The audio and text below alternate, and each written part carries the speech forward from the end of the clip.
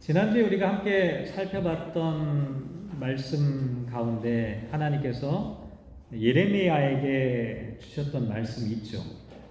내가 너를 모태에 짓기 전에 너를 알았고 네가 배에서 나오기 전에 너를 성별하였고 너를 여러 나라의 선지자로 세웠노라.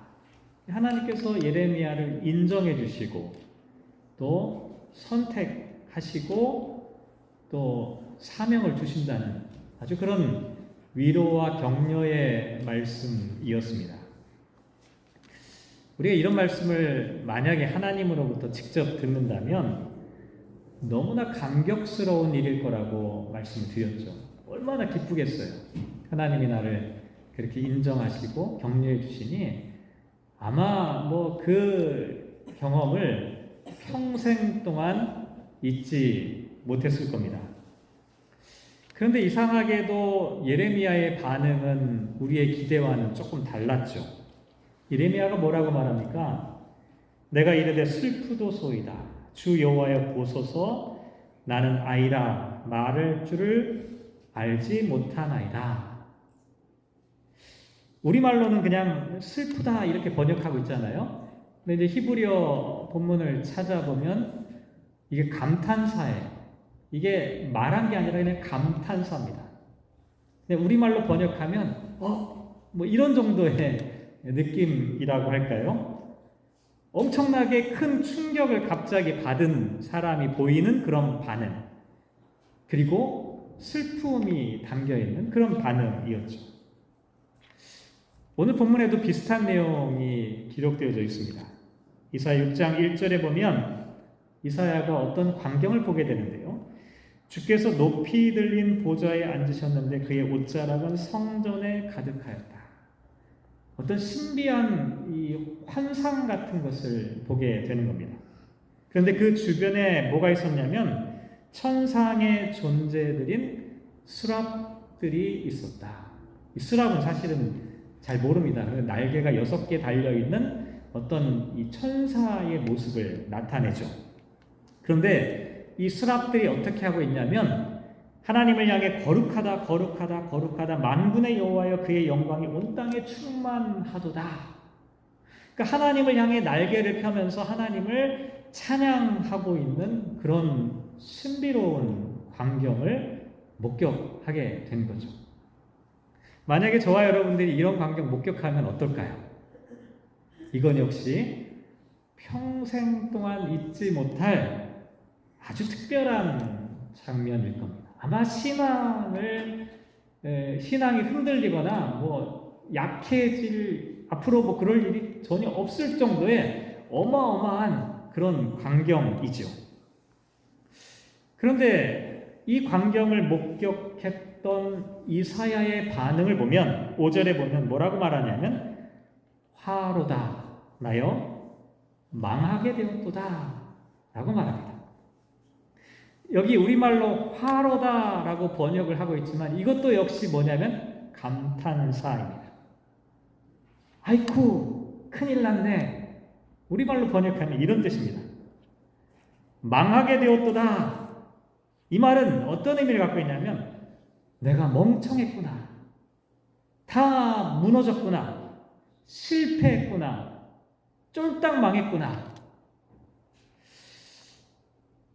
이사야가 하나님의 이 엄청난 신비로운 광경을 목격한 다음에 나온 반응은 충격과 비탄이었죠.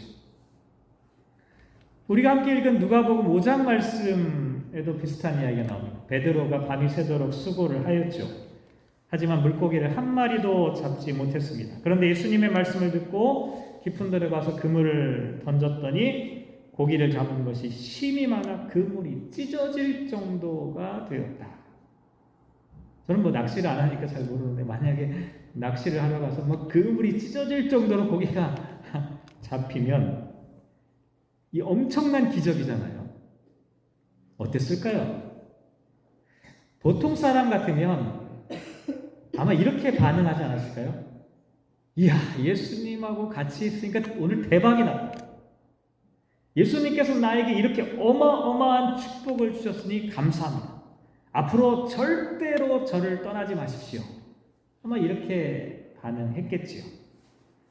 그런데 오늘 본문에는 예상치 못한 반응이 나오고 있습니다.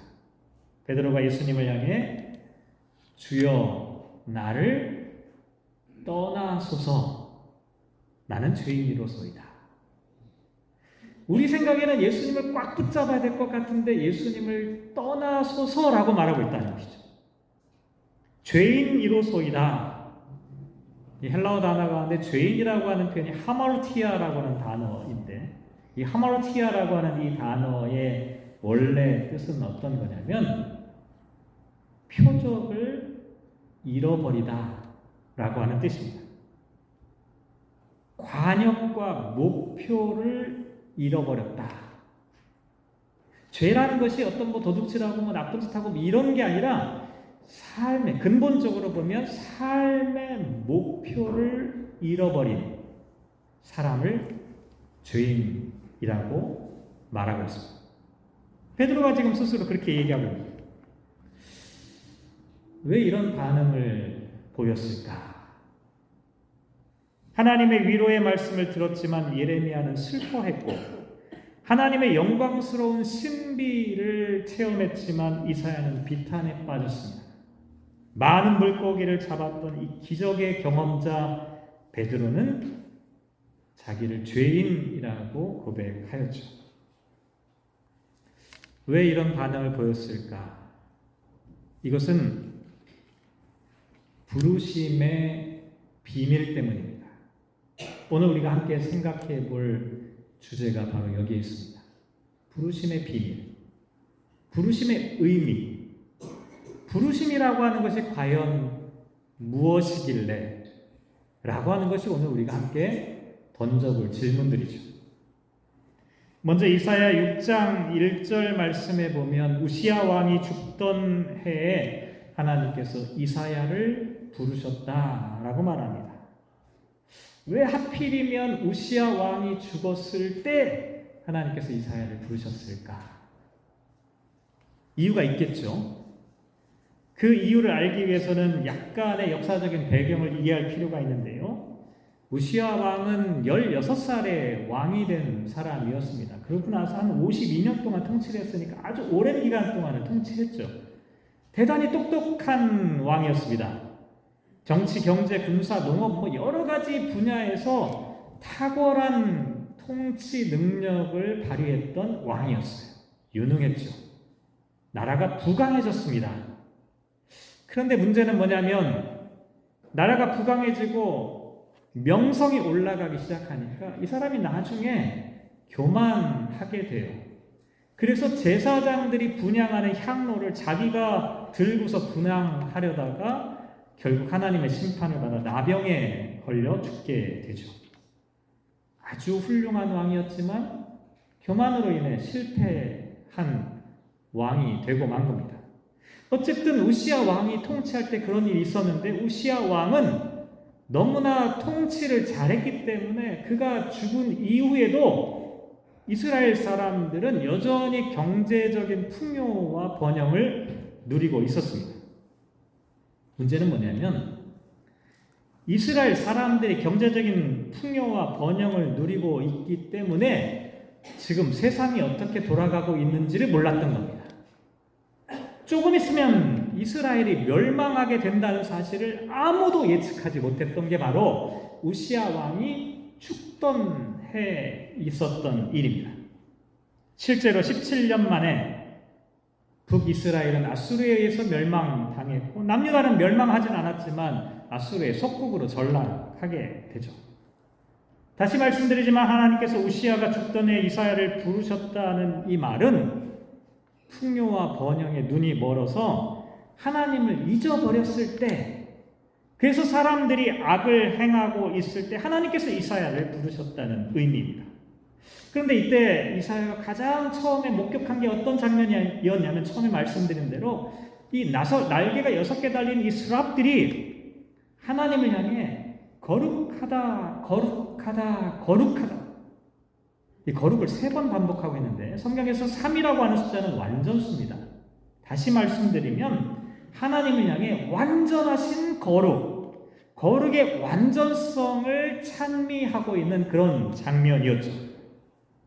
그런데 이 광경을 목격한 다음에 이사야는 6장 5절에 화로다 나여 망하게 되었도다. 나는 입술이 부정한 사람이야. 나는 입술이 부정한 백성 중에 거주하면서 만군의 여호와이신 왕을 되었음이로다. 이렇게 고백했습니다. 나는 부정한 사람이다. 부정한 백성들이다. 이 부정하다는 말은 원래 제물을 하나님께 드릴 때 그 제물이 하나님께 드리기에 적합하지 않다라고 하는 뜻을 갖고 있습니다.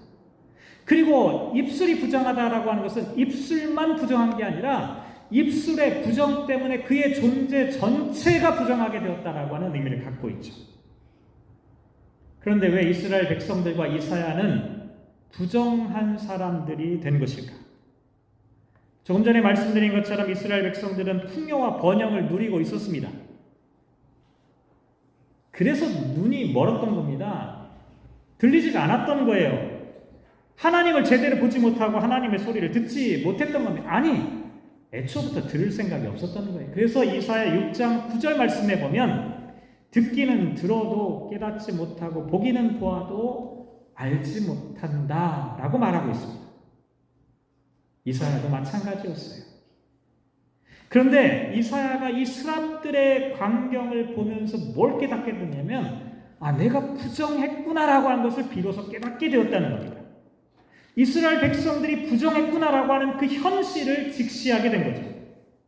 다시 말씀드리면 하나님은 이사야를 부르셨는데 왜 하나님께서 이사야를 부르셨냐면 하나님의 거룩하심 앞에 서서 자신의 실존을, 자신의 부정함을 깨닫도록 하셨다는 겁니다.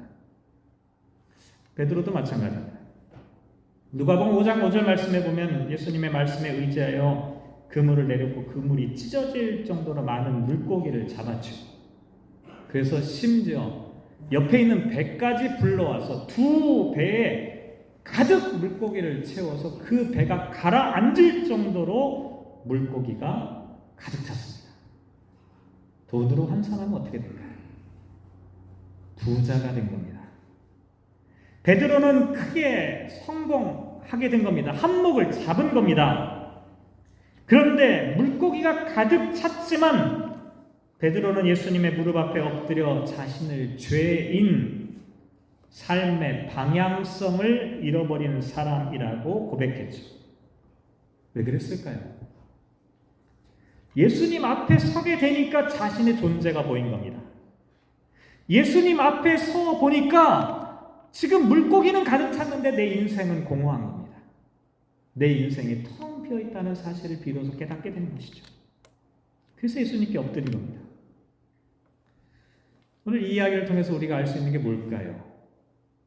언제 우리는 하나님의 부르심을 받을 수 있을까? 그때는 바로 하나님 앞에서 나를 볼 때입니다. 주님의 발 아래에 엎드려서 주님의 모습을 발견하게 될 때입니다. 그때만이 우리는 하나님의 음성을 들을 수가 있습니다. 완전하신 하나님 앞에 서게 되면 마치 거울을 보는 것처럼 내 모습이 보이기 때문입니다. 주님 앞에 내 자신을 투영해 보면 나의 빈곤함이 보인다는 겁니다. 그래서 우리가 하나님의 부르심을 들으려면 하나님 앞에 엎드려야 하고 하나님 앞에 엎드리는 사람에게만 하나님의 부르심이 들려진다는, 이게 부르심의 신비로움입니다. 그런데 하나님 앞에서 자신의 부정함을 인정하고 몸을 낮추는 것이 부르심의 첫 출발점인데, 중요한 것은 내가 부정하고 내가 죄악된, 내가 하나님 앞에 텅 빈 존재라고 하는 것을 주님 앞에 갖고 간 다음에 그냥 가만히 있으면 안 된다는 거예요. 그게 치유와 회복을 경험하게 된다는 거예요. 다시 한번 이사야의 이야기를 한번 돌아가 보면 스랍들을 보면서 이사야는 자신의 입술이 부정하다는 것을 알게 되었는데, 그때 어떤 일이 벌어집니까? 스랍 중에 하나가 부젓가락을 들고 와서 이사야의 입술에 대면서 지지게 되죠.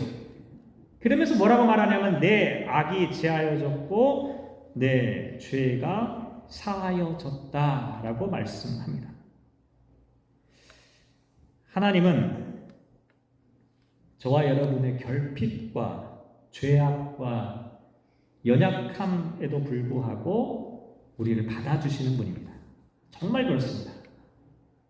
저와 여러분이 아무리 흉악하고 부족하고 어떠한 심각한 죄를 저질렀다 하더라도 하나님은 받아주십니다. 근데 이 말을 오해하시면 안 됩니다. 하나님은 우리를 죄인들을 받아주시지만 그렇다고 죄를 용납한다는 의미는 아닙니다. 우리를 받아주시는 이유는, 상처받은 사람들을 받아주시는 이유는 상처를 치유하기 위해서입니다.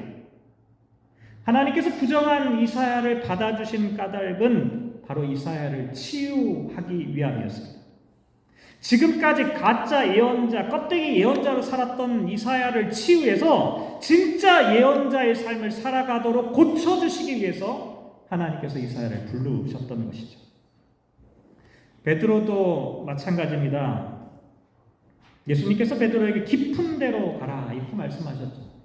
제가 낚시를 잘 몰라서 그냥 여기에 대한 전문 지식은 없지만 찾아보니까 그렇게들 이야기하더라고요. 깊은 데는 아침 시간에는 물고기가 없는 곳이다. 왜냐하면 해가 뜨고 난 다음에는 물고기들이 추우니까 햇볕이 뜨는 얕은 곳으로 다 이동을 한다는 거예요. 그러니까 아침에는 특별히 어디로 그물을 던져야 되냐면 얕은 데로 가서 그물을 던져야 한다는 겁니다. 그런데 예수님께서 베드로에게 깊은 데로 가라. 이게 무슨 얘기일까요? 예수님이 갑자기 물고기 잡는 기술자처럼 말씀하시는 걸까요? 아니에요. 이거는 삶의 디렉션에 대한 이야기를 하고 계시는 겁니다. 베드로에게 지금까지 네가 살아왔던 삶의 방향과는 전혀 다른 방향으로 가라라고 말씀하시는 겁니다. 그런데 베드로가 예수님의 말씀에 순종해서 정말 깊은 데로 갔어요. 그물을 던졌더니 그물이 찢어질 정도가 됐어요. 심지어 앞에서 말씀드린 것처럼 2배에 채워서 잠길 정도가 되었죠. 그때 베드로가 죄인입니다. 하마르티아. 목표와 방향을 잃어버린 사람입니다. 자기 자신을 그렇게 인정했습니다. 그때야 비로소 깨달은 겁니다. 주님 앞에 서게 될 때, 주님, 내가 지금까지 잘못된 방향으로 살아왔군요. 지금까지는 얕은 곳만 찾아다녔는데 이제 내가 새로운 길로, 새로운 방향으로 가야겠군요. 베드로가 이와 같은 사실을 깨달은 겁니다. 그런데 이렇게 새로운 방향에 대한 깨달음을 얻었지만 베드로에게는 두려움이 있었습니다. 정말 그 길을 가도 될까? 그렇게 살아도 될까? 지금까지 살아오던 삶의 방향을 버리고 새로운 방향으로 간다는 것이 쉬운 일은 아닙니다. 정말 내가 이렇게 살아도 괜찮을 걸까? 그때 예수님께서 이렇게 말씀하시는 겁니다. 무서워하지 말라. 이제 후로는 내가 사람을 취하리라. 예수님 앞에 엎드렸던 이 베드로, 텅 빈 존재였던 베드로를 예수님께서 치유하여 주신 겁니다. 베드로가 갈 길을 알지 못하고 방황하고 있던 그 베드로의 마음, 그 상처, 잃어버린 그의 길을 예수님께서 고쳐주신 겁니다. 그리고 그가 살아가야 될 새로운 삶의 방향과 비전을 말씀해 주신 것이죠.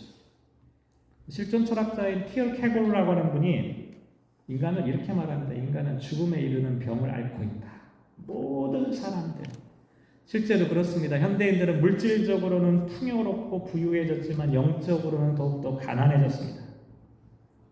이사야처럼 거룩함의 도구로 주신 입술이 부정해졌지요. 사람들은 깊은 데를 찾지 못하고 얕은 곳에서 헤매고 있습니다.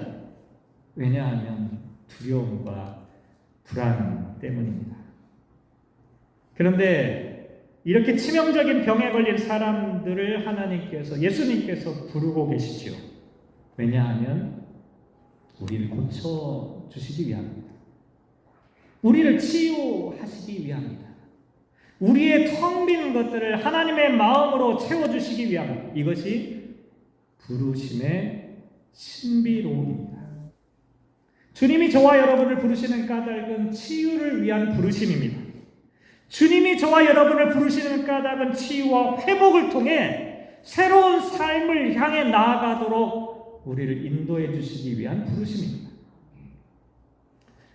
그런데 예수님의 치유의 부르심, 하나님의 치유의 부르심을 받은 후에 이사야와 베드로는 과연 어떠한 삶을 살았을까? 이사야 6장 8절 말씀에 보면 내가 또 주의 목소리를 들으니 주께서 이르시되 내가 누구를 보내며 누가 우리를 위하여 갈꼬. 이 장면은 뭐냐면 하나님께서 천상의 존재들과 함께 천상의 회의를 주재하고 있는 그와 같은 광경을 나타냅니다. 지금 회의 중에 하나님께서 말씀하신 겁니다. 누가 우리를 위하여 하나님께서 맡기시는 그 일을 감당할 수 있는 사람이 누구일까? 이사야가 그 소리를 들은 거예요. 그때 그 음성을 듣고 이사야가 8절 하반절에 보면 그때에 내가 이르되 내가 여기 있나이다 나를 보내소서. 아주 유명한 구절이죠. 사실 저도 이 말씀 때문에 목사가 된 것이나 마찬가지인데요. 이사야를 부르시는 그 음성에 이사야가 내가 여기 있나이다 라고 응답한 거예요. 그런데 이사야가 하나님의 부르심을 받고 가야 할 곳이 어디였습니까? 그곳은 10절에 보면 이렇게 표현합니다. 이 백성의 마음을 둔하게 하며 그들의 귀가 막히고 그들의 눈이 감기게 하라. 염려하건대 그들이 눈으로 보고 귀로 듣고 마음으로 깨닫고 다시 돌아와 고침을 받을까 하노라. 이 말씀은 좀 오해의 소지가 많은 구절입니다. 하나님이 지금 이사야를 보내시면서 야 사람들이 네 말을 듣고 회개할까 두렵다 이렇게 말씀하시는 것처럼 보입니다. 그런데 이건 거꾸로입니다. 반어법이에요. 무슨 얘기냐면 하나님께서는 지금 이사야를 보내기는 보내시는데 가서 하나님의 말씀을 전하도록 하시는데 사람들이 안 듣는 거예요. 사람들이 안 들을 것을 뻔히 알면서도 이사야를 가도록 하신 겁니다. 이걸 지금 미리 알려주신 거예요. 내가 너를 보내긴 보는데 네가 가는데 가서 하나님 말씀 전하는데 안 될 거야. 이게 언제까지 안 되냐면 이사야 6장 11절 말씀에 보면 주여 어느 때까지니까 이사야가 질문하면 언제까지 그렇겠습니까? 언제까지 사람들이 말씀을 안 듣겠습니까? 그랬더니 하나님께서 응답하시는데 이 땅 가운데 황폐한 곳이 많을 때까지다. 무슨 얘기냐면 이 나라가 망하기까지 아니 망해도 황폐하게 되어도 사람들은 회개하지 않을 것이다. 사람들은 하나님의 말씀을 듣지 않을 것이다. 라고 말씀하신 거지요. 제가 지난 한 주간 동안 이 말씀 묵상하는데 어렵더라고요. 말씀이 어려운 게 아니라 참 이사야의 심정에 한번 빙의를 해보니까 참 어려운 일이더라고요. 정말 힘들게 하나님의 부르심을 받고 입술의 치유함을 받고 하나님의 천상의 회의 장면을 보고 내가 여기 있나이다 나를 보내소서라고 딱 했는데 가야 하는 곳이 성공의 길이 아니라 실패가 예견된 길이었습니다. 부모가 자식을 보낼 때 고생길을 보내는 마음이 어떨까요? 지금 하나님께서 지금 이사야를 그렇게 보내고 계신다는 거예요. 베드로도 마찬가지입니다. 예수님께서 베드로에게 하셨던 말씀, 내가 후로는 내가 사람을 취하리라. 우리 한글 번역이요, 이럴 때는 조금 불만족스러운 사람을 취한다라고 하는 이 뜻이요, 조금 오해의 소지가 있어요. 이 헬라어 단어를 찾아보면 사람을 취한다라고 하는 이 단어는 사실은 영어로 보면 catch라고 보통 돼 있잖아요.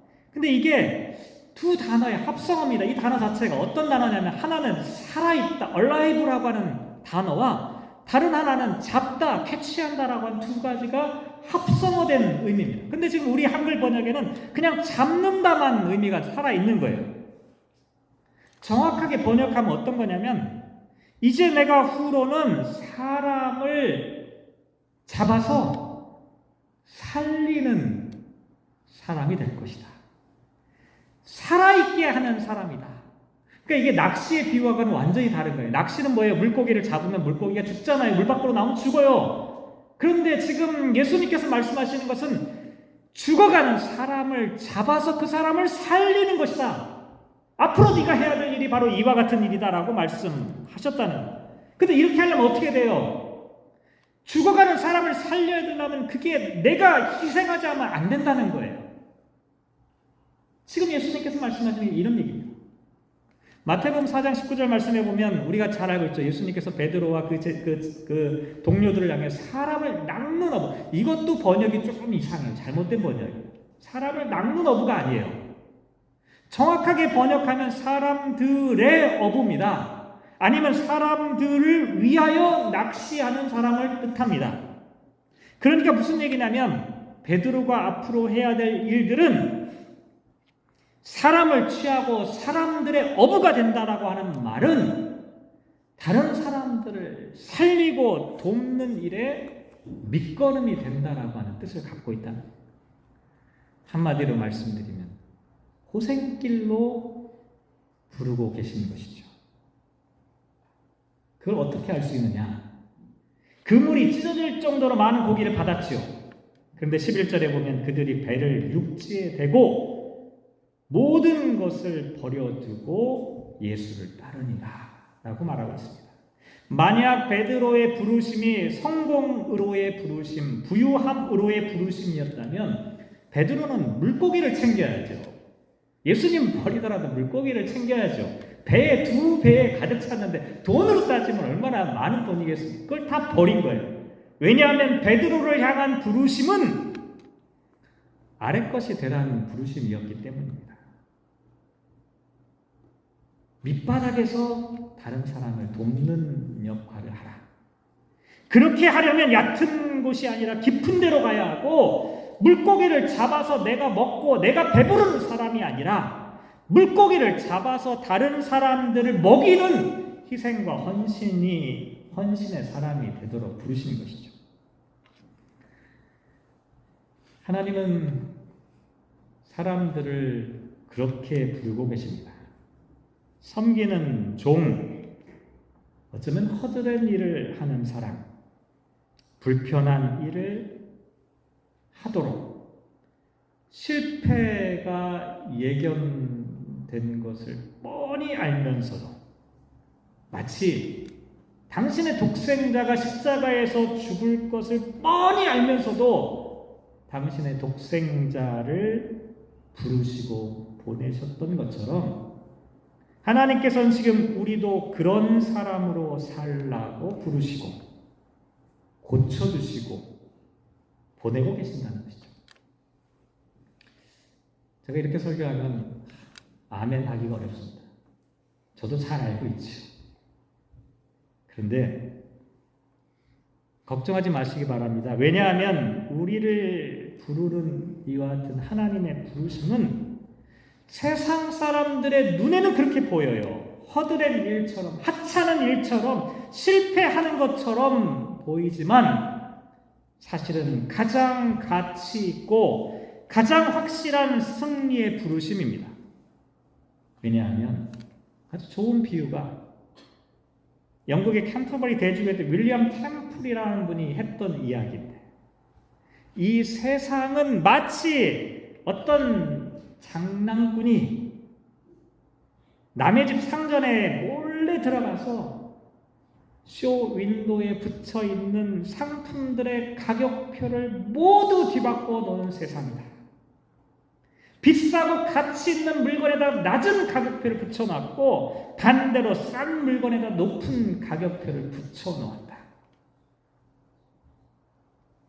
지금 세상의 가격표가 뒤죽박죽으로 되어 있다는 사실입니다.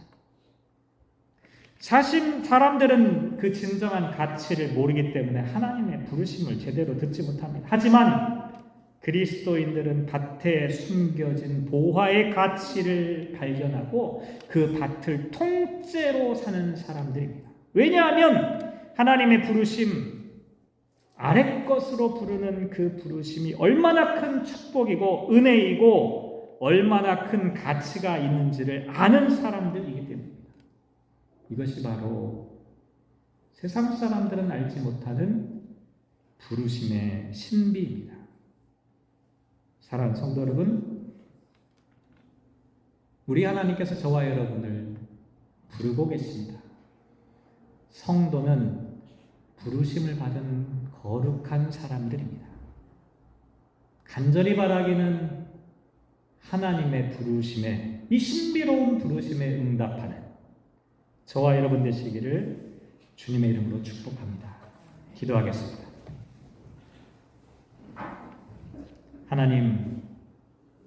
하나님께서는 지금도 우리를 부르고 계십니다.